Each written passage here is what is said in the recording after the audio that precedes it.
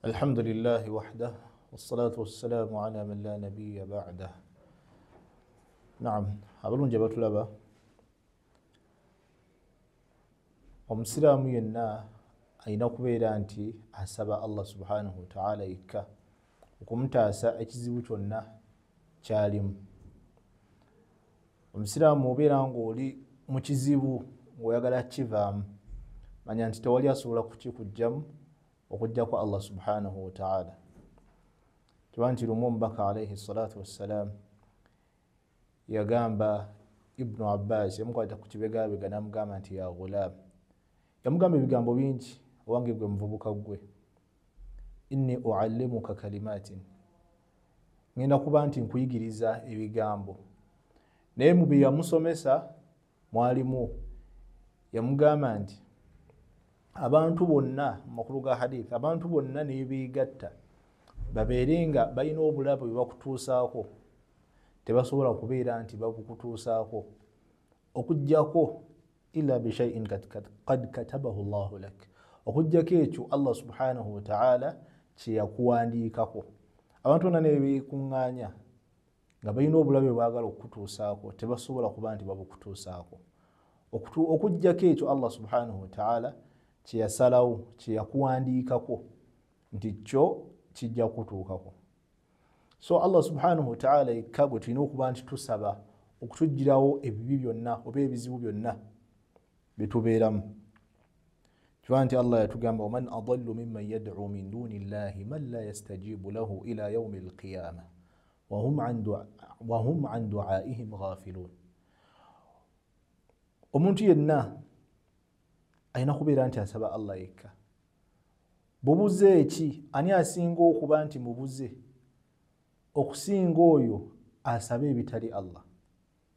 Ani asinga oyo asaba ebitali Allah okuba nti mubuze? N'asaba ebyo ebitamuliiko nga tebisobola kumwanukula ebbanga lyonna paka kiyama weetuuka, paka olunaku lw'enkomerero lutuuka, ne woobiwa obudde omuntu oyo yenna asaba ebitali Allah, ne waabiwa obudde obuwanvu, tebisobola kuba nti bimuddamu, era byasaba tebimulinako, biri mu byabyo birala. So omuntu yenna asaba ekitali Allah tewali amusinga bubuze, abeera mubuze ddala. Kiba nti Allah gamba nti inna Allaha la yaghfiru an yushraka bihi, Allah subhanahu wa ta'ala tasonyiwa oyo yenna amugasseko ekintu kyonna ekirala. Omuntu yenna afa n'ava mu bulamu buno obw'ensi naye nga badde agattako Allah ebitali Allah, ng'asaba ebirala ebitali Allah, Allah tamusonyiwa kasita kaba ng'afiiridde ku mbeera eyo. Kitegeeza Allah agenda mwokya omuliro lubeerera na lubeerera, wal'iyadhu billah.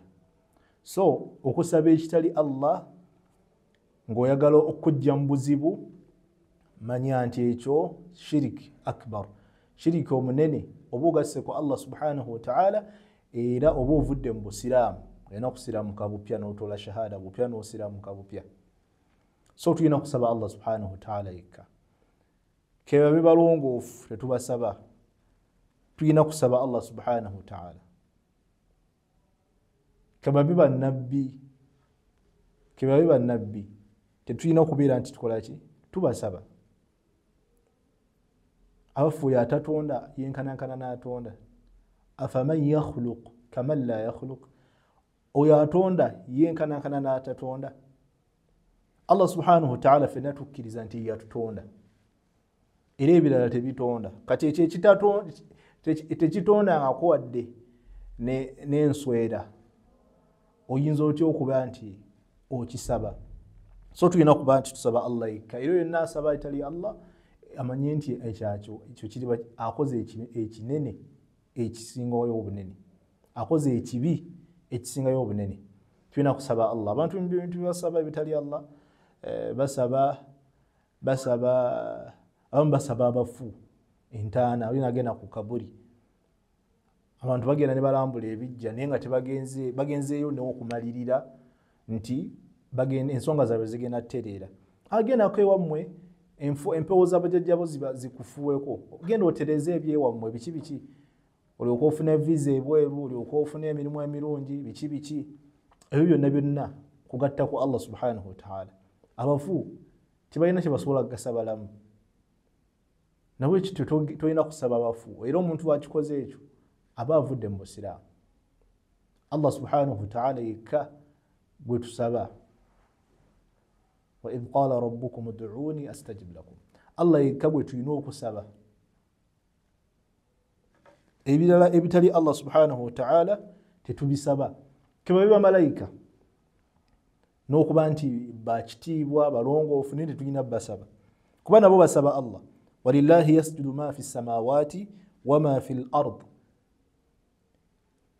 buli kimu ekiri mu ggulu ne mu nsi kibunamira Allah subhanahu wa ta'ala min dabbatin buli kimu ekitambulira ku nsi kivunamira Allah subhanahu wa ta'ala wal malaika ni bamalayika ba Allah subhanahu wa ta'ala wa hum la yastakbirun era tebeekuluntaza bamalayika ba Allah subhanahu wa ta'ala kitegeeza basaba Allah yakhafuna rabbahum min fawqihim wa yaf'aluna ma yu'marun bas batya Allah subhanahu wa ta'ala era bakola ebyo Allah subhanahu wa ta'ala byabalagira kitegeeza bamalayika nabo tetulina basaba kabe mubaka Muhammad alayhi salatu wassalam tetulina kubeera nti tumusaba Allah yagamba ti qul la amliku li nafsi naf'an wala darran illa ma sha Allah ولو كنت أعلم الغيب لاستكثرت من الخير وما مسني السوء إن أنا إلا نذير وبشير لقوم يؤمنون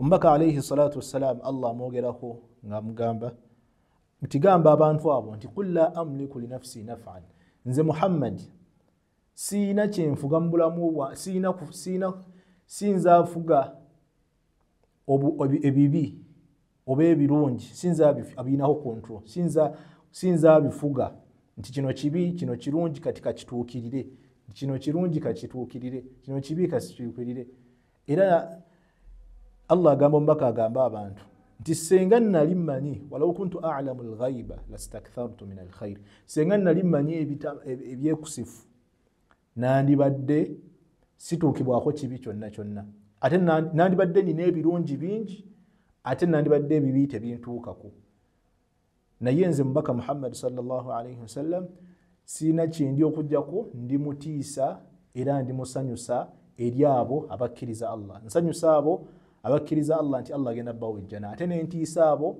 abagatta ku Allah bakola ebikyamu nti Allah abategekedde ebibonereza ebiruma oyo Mubaka alayhi salatu wassalam awamu n'ekitiibwa kyaliko nti wakitiibwa kyekitonde kya Allah kisinga okuba ekyekitiibwa naye tatuwa ku ddaala esabibwa tetumusaba nti ya rasulallah nina ekizibu kino ntaasa haram ekyo tekikkirizibwa kubeera nti osaba rasulullah wenasaba Allah subhanahu wa ta'ala yekka tetusaba nabbi tusaba Allah yekka kati olaba nabbi tetumusaba bamalayika tetubasaba ate abalongoofu nabwe tetulina kukola ki tetulina kuba nti tubasaba abafu tetulina kuba nti tubasaba abantu babeerawo ne bagema enkuba ku mikolo tugende tugema enkuba ebyo byonna oyo shiriki tekikkirizibwa nti abantu oba enkuba eganya otonnya ne mubaako nebimukola mbu enkuba etonye ekyo kiri haram tulina kubisaba Allah subhanahu wa ta'ala yekka yonna agatta ku Allah n'asaba ekitali Allah aba agasse ku Allah subhanahu wa ta'ala pozzi ekisembayo wetuba tusaba omuntu tulina kumusaba nga ayina ebintu bino bisatu ayina okubanga waali ate nga kyomusaba akisobola ayina okubanga waali ate nga kyomusaba akisobola ate nga mulamu waliwo okuba nti oli ku ntaana nga talinawo yafa n'omusaba waliwo okuba nti mulamu naye nga taliiwaawo takuwulira takulaba naye gwe n'omusaba kitegeeza ekyo kiri haramu n'okuba nti omusaba ekintu kyatalinaako obusobozi omusabye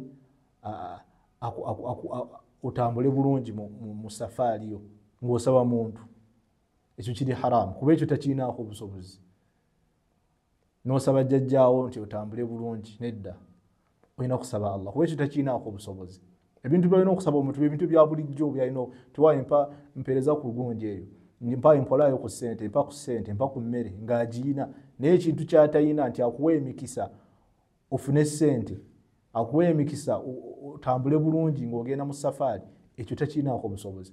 Ate alina okuba nga waali ng'omulabako awo ng'akuwulira. Osaba omuntu nga takuwulira kitegeeza olina by'okkiririzaamu ebirala. Ate alina okuba nga mulamu nga si mufu, omufu tebamusaba.